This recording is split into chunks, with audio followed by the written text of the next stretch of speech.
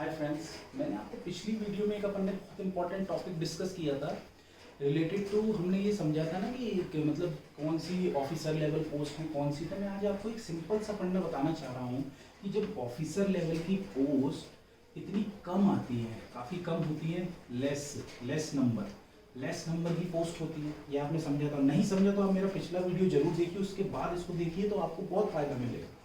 अब क्या होता है, ये ऑफिसर लेवल की, अब मेरा हमेशा ऑप्शन रहता है कि हमेशा आपके लिए दो फील्ड खुले हों, दो रास्ते खुले हों, एक नहीं दो रास्ते खुले हों। अब मान लो आप टीचिंग की फील्ड में जाना चाहते हैं, टीचिंग, ठीक है।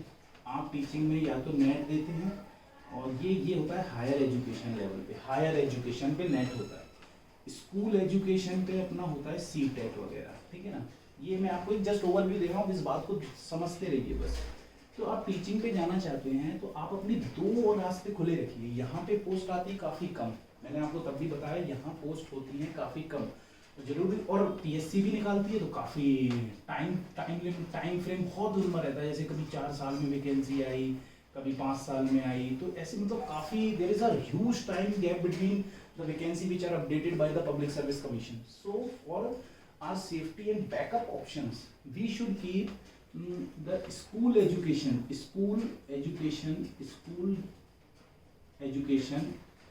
Government job. स्कूल एजुकेशन में जो गवर्नमेंट जॉब होती हैं वो हम उस पर ध्यान दें। अब आप क्या ध्यान देंगे ये मैं आपको समझाना चाह रहा हूँ। फॉर एग्जांपल मेरा सब्जेक्ट है कॉमर्स, समझ रहे?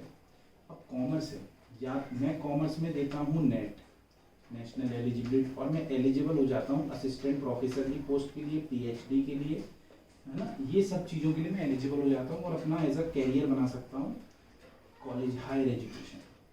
मान लो वैकेंसी कम थी, मेरा किसी वजह से नहीं हो पाता, मैं इधर फिर रहा हूँ, तो आप स्कूल एजुकेशन पे एक लेवल होता है पीजीटी, आप इसको समझने की कोशिश करिए। मैं जस्ट आपको एक एग्जांपल दे रहा हूँ, आप कैसे आगे बढ़ सकते हैं। मेंटल स्ट्रेस कम करने की चीज़ें ये सब। PGT refers to the post graduate teacher, समझ रहे हैं? ये स्कूल लेवल पे, स्कूल आपने सुने होंगे जैसे केवीएस है, एनवीएस है, दिल्ली में DSSS भी कराती है एग्जाम, ठीक है। आप आर्मी पब्लिक स्कूल दे सकते हैं, एटसेट्रा एटसेट्रा, काफ़ी स्कूल, ठीक है। इसमें क्या मांगता है, इसमें क्वालिफिकेशन बता रहा हूँ मैं आपको, इसमें मांगता है एक तो बीएड प्लस मास्टर्स, बस इतना ही मांगता है। पीजीटी लेवल पे कोई सीटेट नहीं, कोई कुछ नहीं। मास्टर तो आप करे ही होंगे क्योंकि आप तभी तो नेट में एलिजिबल है, नेट में 55% के साथ मास्टर कंपलसरी है, otherwise you are not eligible for the national eligibility test. So you are having the masters degree.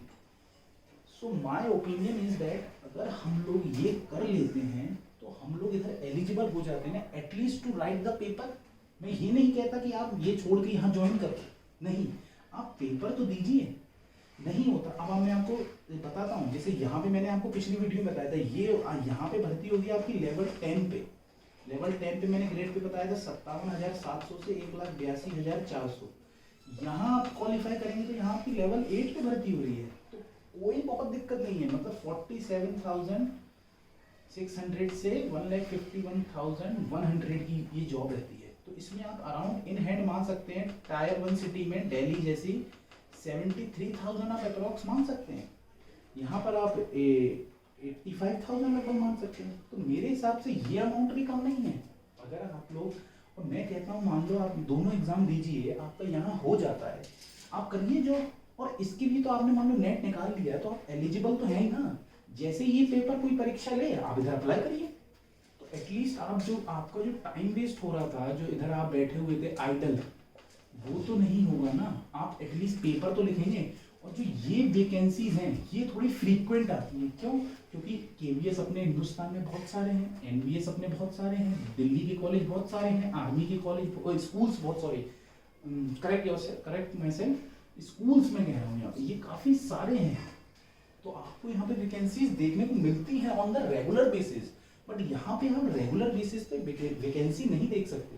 तो इट्स बेटर कि सिलेबस वही, आप पेपर सॉल्व करिएगा, पिछले उठा के पेपर देखिएगा, सब पढ़ा हुआ है यूट्यूब में, तो आप इसके पेपर से कंपैरिजन करेंगे ना तो आप कहोगे ये तो मेरे से बन रहा है। और जब बन रहा है तो why not we should attempt this. and you are thinking this is a very good job. Even in SSC there is some one or two job. SSC, you know, staff selection commissions which recruit the group B, group C and group D post. So there is only one or two job which recruits at level 8. It is a very respectable job. I'm not talking about PRT, I'm not talking about PGT, I'm talking about PGT. This is our goal. So this will be very helpful to all of them who are appearing for this exam. अगर आपका हो जाता है then it is very well and good that you should go in this field. But if by chance you are not able to crack this, or the vacancy do not arrive, or anything else happen, at least if you are having a B.Ed degree with masters will be there with you, then you are eligible for the postgraduate teacher post, and which is going to help you very much in your further career. So I know a person who was sitting idle till 38 years of age. Okay, 38 is a very, means you can understand 38 काफ़ी as होता है. उसके बाद 38 में assistant professor की MP में भर्ती है. वो एलिजिबल था, उसका सिलेक्शन हो गया. वो मास्टर था ही, लेकिन उस पर B.Ed नहीं था. वो एलिजिबल होता था, PGD पेपर में क्वालिफाई करा उसने, लेकिन वो B.Ed नहीं था. उसने बाद में जब B.Ed करने की सोची तब तक उसका यहाँ सिलेक्शन हो चुका था.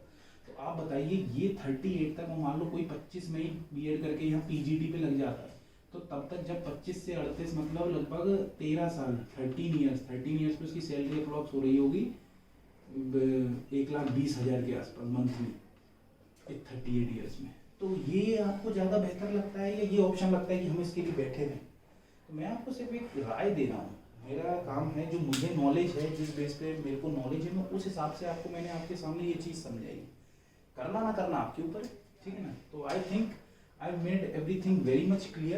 Now you all will get to know that, and I think those person who have done masters are very well versed with their minds to select what is in their benefit part and what is not in their benefit part.